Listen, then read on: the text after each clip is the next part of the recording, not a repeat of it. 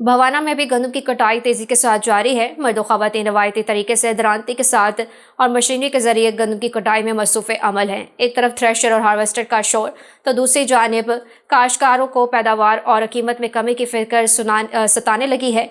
मजीद बात करेंगे अफजल रमाना से। अफजल, अपडेट कीजिएगा।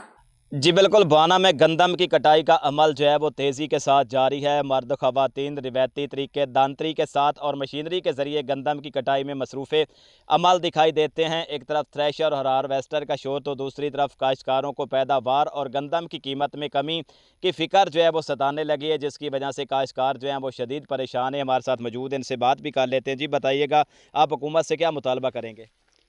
जी बिस्मिल्लाहिर्रहमानिर्रहीम।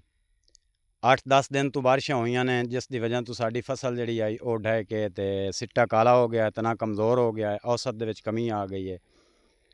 अगे जनाब साडे महंगियां खादां लैके पाईयां ने, स्प्रे कीते ने, डीजल साड़े ने।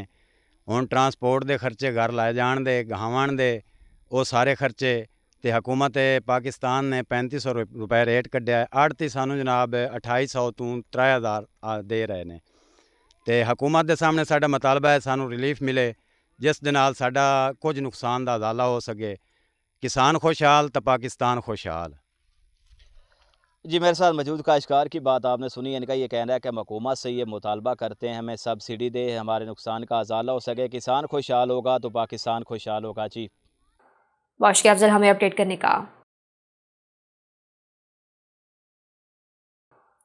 सरावाली के थाना शाहनगर पुलिस की मंशियात